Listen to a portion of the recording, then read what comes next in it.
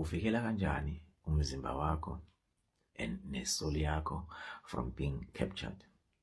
Okay, angithi sazi ukuthi sabantu siphila ngokwenyama, siphinde futhi siphile ngokomoya. So la kunento ebayibiza ngama chakras. Ama chakras ke i-structure semzimba yethu, right?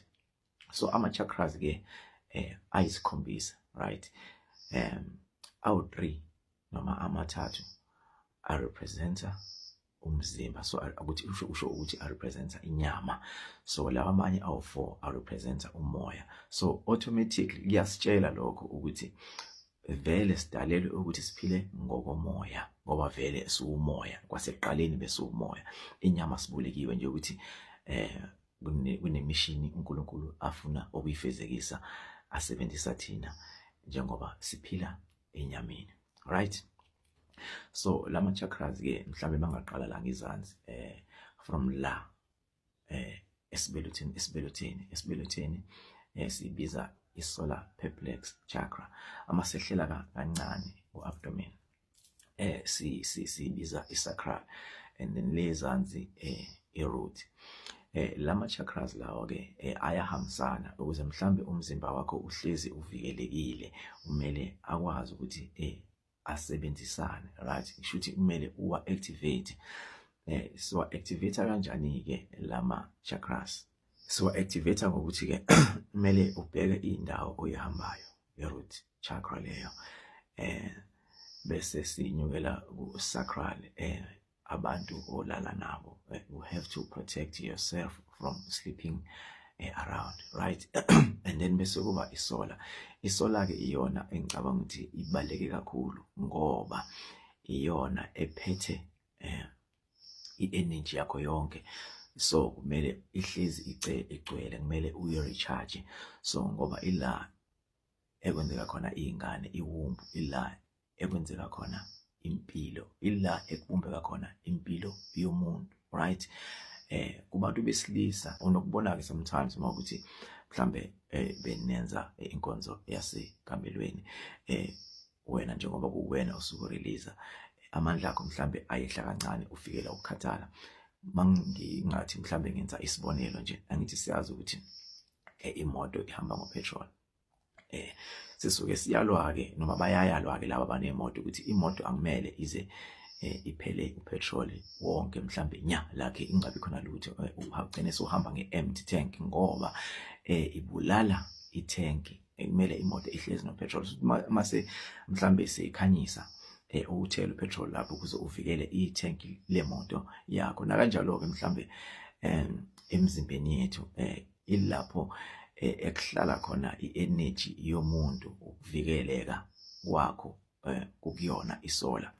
Ingakho mhlambe mawunokunothisa labantwana abancane abangakalali bane-energy futhi abagulaguli, abacindezeleki nasebusuku uma belele ngoba basuke be-fully recharged, right? So mhlambe mawungakwazi ukuthi ucontrole your lower part of your body, mhlambe ungakwazi ukuvikeleka, right, nasemoyeni emibi, nakuthi mhlambe ugcine udlala noma ama-demons noma i-spirit lezi ezingcolile zidlalele kuwe, right? Bese sinyukela la ngenhla ke la ngenhla ke khona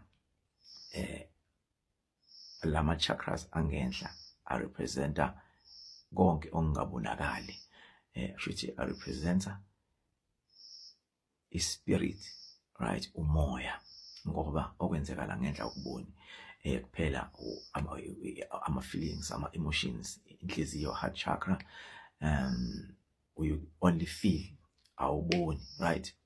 Bese kuba i-throat chakra. I-throat yona njengoba ngikhuluma nje ivoice yami uyibona kodwa uyayizwa.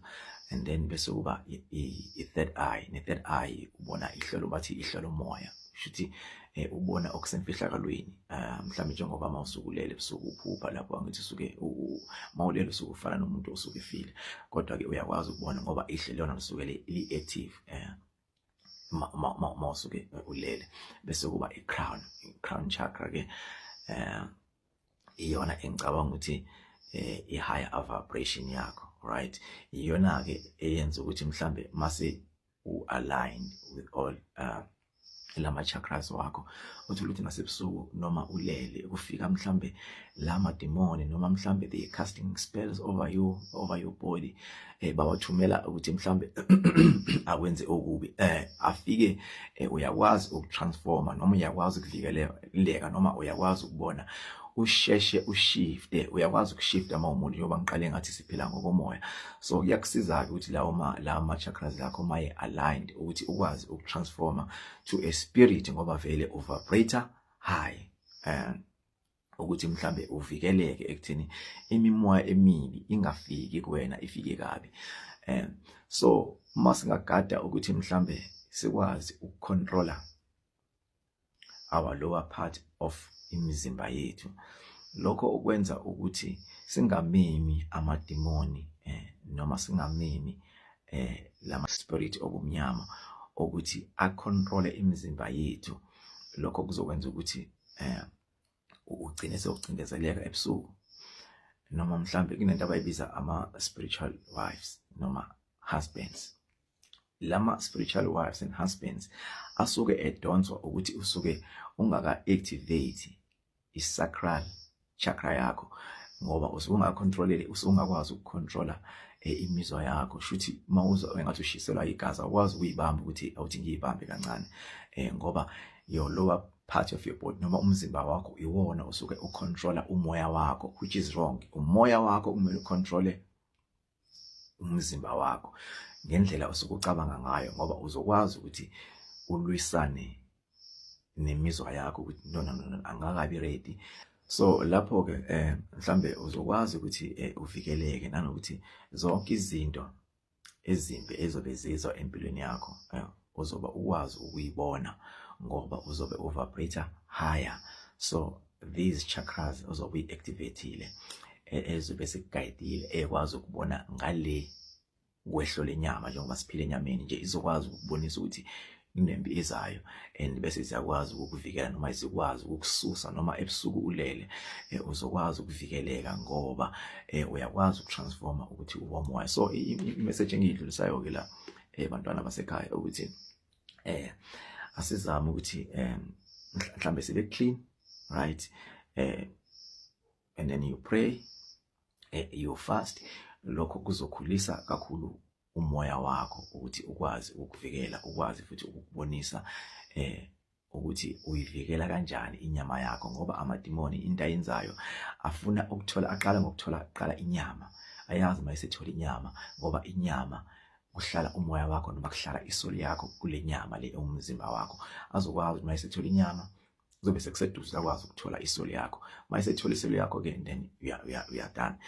Lokho kuzokwenza ukuthi mhlambe nempilo yakho noma your lifespan ingabe isaba yinde noma ingabe isaba ngalendlela kwakumele ukuthi ibe ngayo ekuqaleni mhlambe ngesikhathi ufika la emhlabeni. So kubalekile ukuthi sibheke indlela esenza ngayo, siphinde futhi siqinisekise ukuthi siyayilalela imizimba yethu, ngoba ihlezi ikhuluma ngaso sonke isikhathi imizimba yethu. Ngeke ngize ngijule kakhulu kulokho, ngoba kodwa mhlambe mawungaqala la lokho mhlambe sengingidlalile la, uzobona ukuthi umzimba wakho uyakhulumisana kunye nawe ngaso sonke isikhathi, ukusiza ukuthi ungagaxeli noma mhlambe ungagcini sewuwela entweni ekuzoba nzima ukuthi uphume kuyona. Mhlambe ugcine usuhamba emhlabeni ngokuthi mhlambe awulalelanga umzimba wakho. Ngizogcina lapho kwamanje. Inkosi inibusise.